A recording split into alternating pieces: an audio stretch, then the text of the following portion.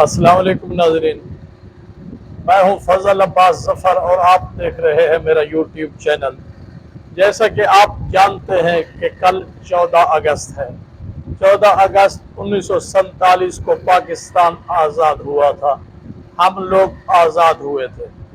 آج 13 اگست ہے، کل 14 اگست ہے۔ میں آج ایک ایسی نظم پیش کرنے لگا ہوں جناب شورش کاشمیری کی، جو انہوں نے کربلا کے حوالے سے کہی تھی، اور اس میں انہوں نے ایک سوال اٹھایا تھا کہ کیا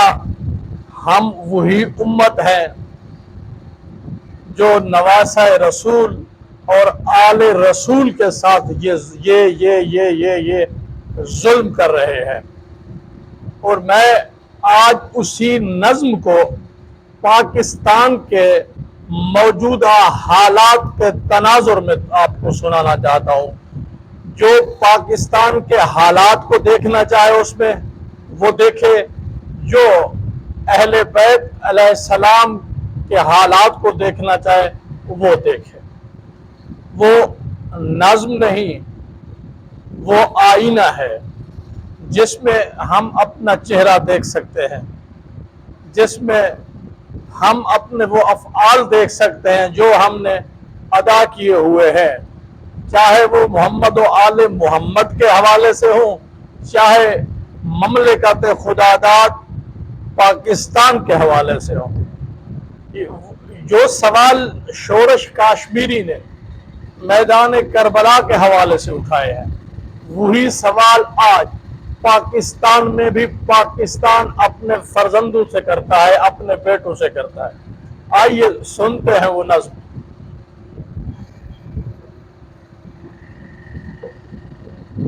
سوچتا ہوں کہ اسی قوم کے وارث ہم ہیں، سوچتا ہوں کہ اسی قوم کے وارث ہم ہیں، جس نے اولاد پیغمبر کا تماشا دیکھا، جس نے اولاد پیغمبر کا تماشا دیکھا، جس نے سادات کے خیموں کی تنابیں توڑی، جس نے سادات کے خیموں کی تنابیں توڑی، جس نے سادات کے خیموں کی تنابیں توڑی، جس نے لخت دل حیدر کو تڑپتا دیکھا، جس نے لخت دل حیدر کو تڑپتا دیکھا، پر سر عام سکینہ کی نقابیں الٹی، پر سر عام سکینہ کی نقابیں الٹی، لشکر حیدر کرار کو لٹتا دیکھا، ام کلثوم کے چہرے پہ تماچے مارے، ام کلثوم کے چہرے پہ تماچے مارے، شام میں زینب صغریٰ کا تماشا دیکھا، شاہ کونین کی بیٹی کا جگر چاک کیا، شاہ کونین کی بیٹی کا جگر چاک کیا، سبط پیغمبر اسلام کا لاشا دیکھا، دیدہ قاسم و عباس کے آنسو لوٹے، دیدہ قاسم و عباس کے آنسو لوٹے، قلب پر عابد بیمار کے چرکا دیکھا،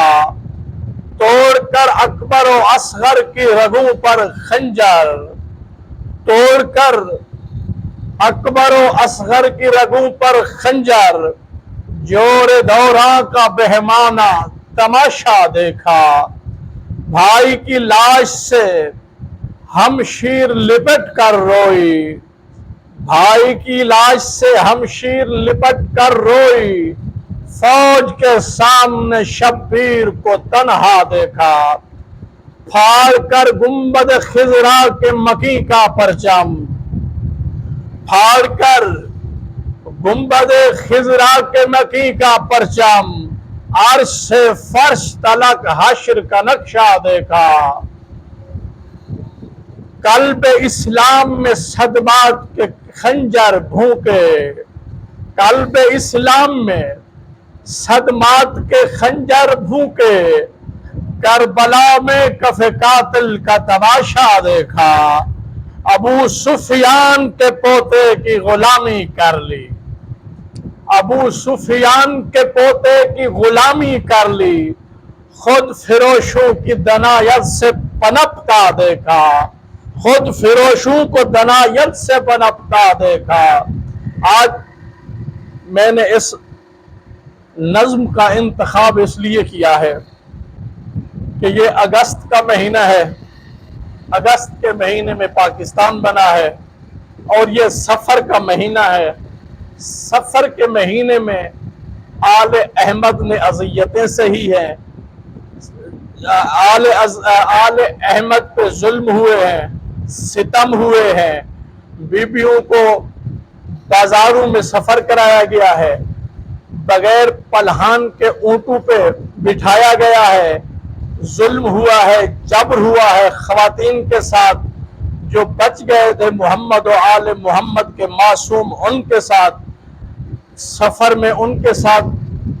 مصیبتیں پیش آئی ہیں۔ تو اگست میں پاکستان بنا ہے۔ میں یہ دیکھ رہا تھا جو سفر کے مہینے میں کربلا میں ہوا ہے،